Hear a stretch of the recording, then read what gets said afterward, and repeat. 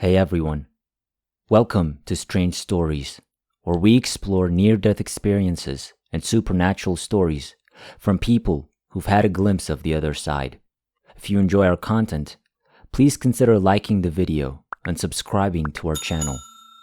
Without further ado, let's get to the story of the day. On the morning of November 25, 2001, I called in sick to work. I wasn't sick. I just didn't feel completely right. As a result, I stayed at home and rested. I went with my husband to an event for which we already had tickets in the early evening around 5 p.m.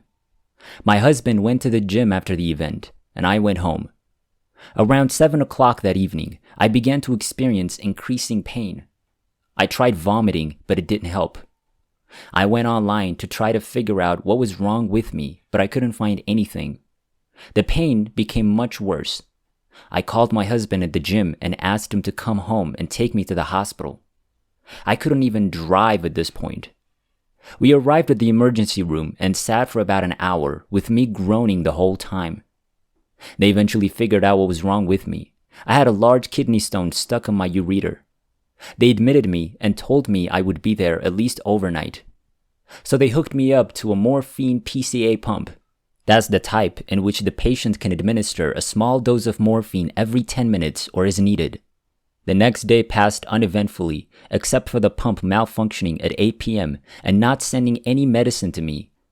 I recalled the nurse having a difficult time getting it to work. My husband left a short time later. I don't recall going to sleep, but I guess I did. I dozed off on my right side, which is normal for me. I vomited while sleeping and inhaled the vomit back into my lungs. This resulted in my respiratory arrest. What I do remember is being in a pitch black room, blacker than I've ever seen. I don't think I was really aware of anything for a while, as if nothing mattered. I recall it being very quiet and peaceful there. To me, this appeared to be a blank room with nothing but me in it. I didn't have a body. For a long while, there was no sound. After a while, I began to feel uneasy. That is the best word I can use. I convinced myself that it was a lie. I'm not sure what it is. This lie theme had almost become a mantra in my head. Then I started hearing what sounded like TV or radio static every now and then. Then I began to hear my name and other words come through the static on occasion.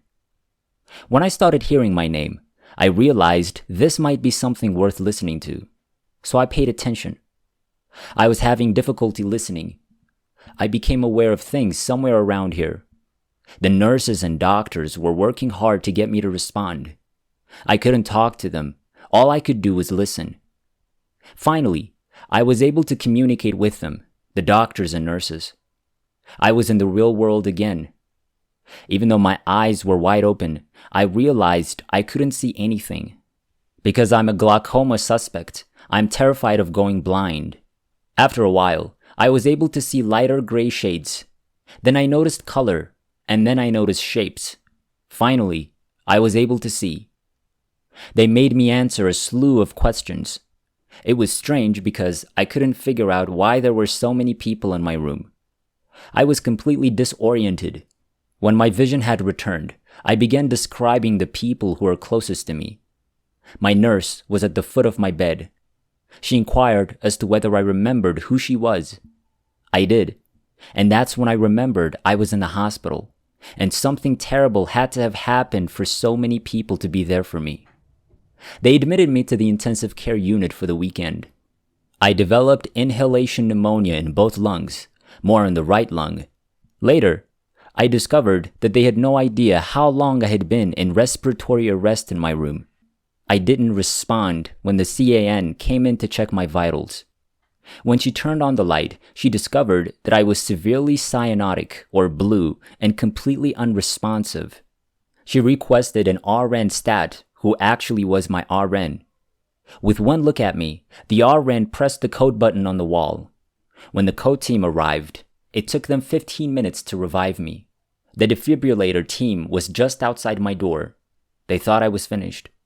I can only say that in that dark room, I was completely at ease. There was nothing that bothered me. When it did, I think my mind tried to shut it out and ignore it by calling it a lie.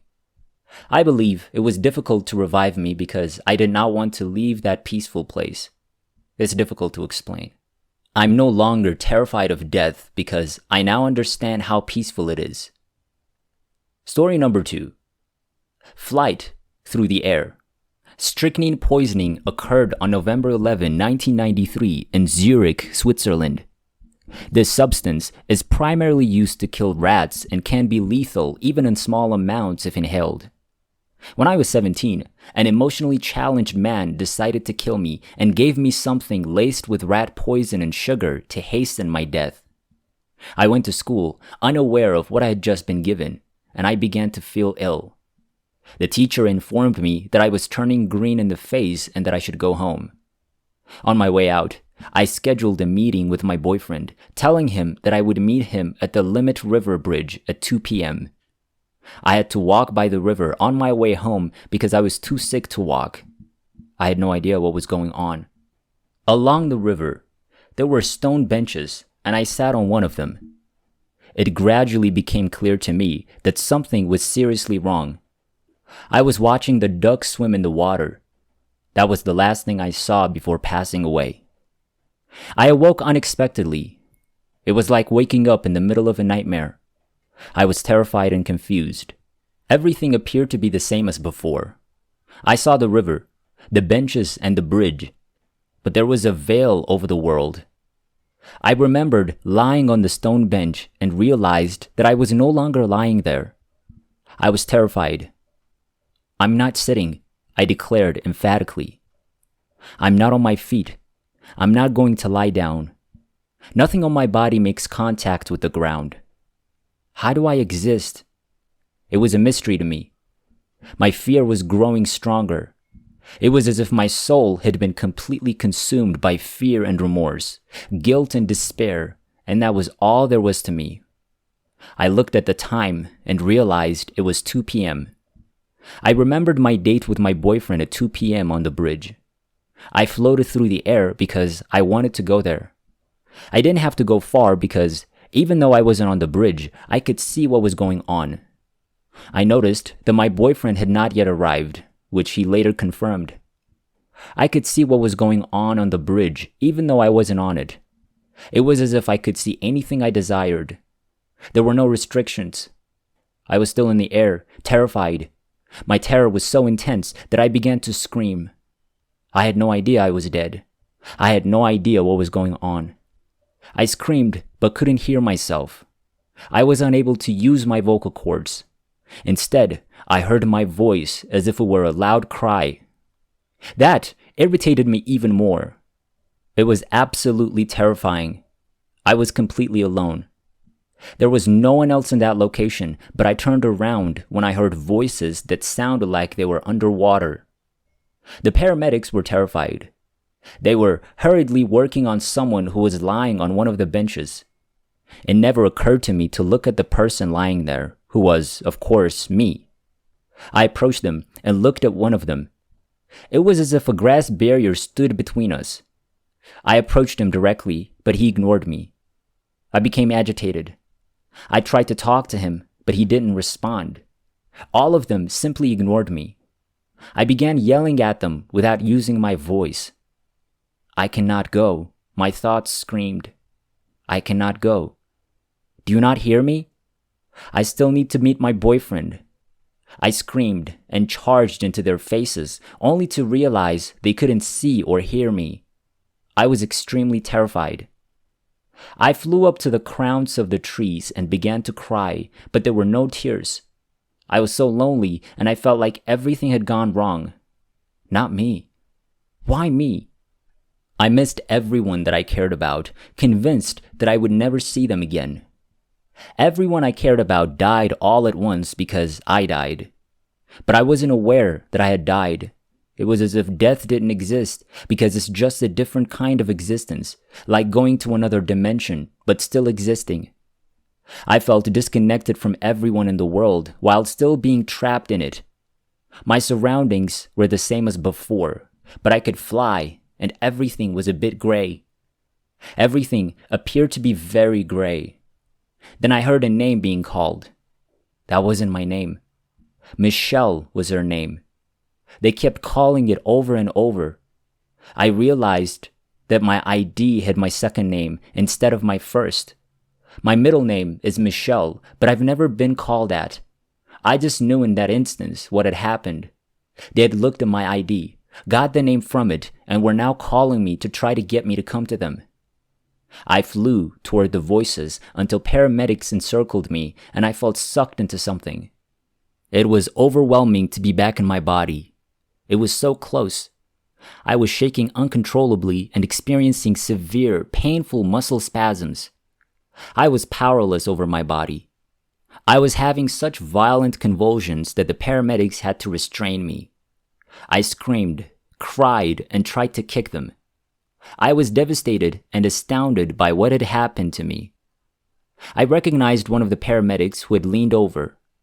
I tried to talk to him, but it was difficult because my voice was shaking so much. It felt so good to have my voice back. "Why didn't you respond to me?" I inquired. "Why didn't you listen to me?" He was perplexed and inquired, "When?" "Just now, at 2:00, I said. "You never spoke to me," he said. "You've just had a cardiac and respiratory arrest. You died at 2:00. You won't be able to sleep again. You must remain alert. If you fall asleep again, you may not wake up. You must be strong." Because I was mistaken for a drug addict, I was taken to a police station where I was subjected to a lengthy interrogation. As a result of the lack of medical attention, I collapsed for the second time and went into cardiac and respiratory arrest. Only after I died the second time was I finally given the medical attention I required. Being taken to the emergency room and later transferred to the intensive care unit. They did an analysis there, and that's how I found out I'd been poisoned. The second time I died, I did not experience anything except for complete darkness. Nothing else, nothing but darkness. Since then, I've been unable to sleep. I can only sleep if the lights are turned on. Even though my experience was terrifying, I'm grateful that I had the opportunity to die in order to know that we live on. I, on the other hand, felt for a long time that I needed to make amends for my actions that day, that it was my fault that I died, and that God was punishing me by sending me to hell. Religion provided me with a lot of solace. I'm no longer afraid of death. I still have a lot of jealous feelings for people who've had a good NDE because it hurts to be alone. I wished I could have felt loved and seen angels, but I didn't. People frequently judge me and tell me that I had such a bad NDE because I'm a bad person. So I stopped sharing my story until today.